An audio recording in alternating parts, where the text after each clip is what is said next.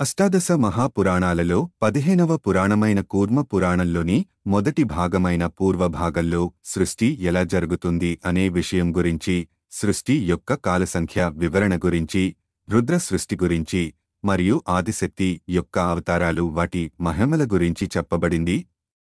అలాగే ఈ పురాణంలో ఇక్ష్వాకువంశ వర్ణన గురించి, సోమవంశ వర్ణన గురించి, స్వయంభువమను వంశం గురించి మరియు దక్షుని కుమార్తెల యొక్క వంశం గురించి కూడా చెప్పబడింది.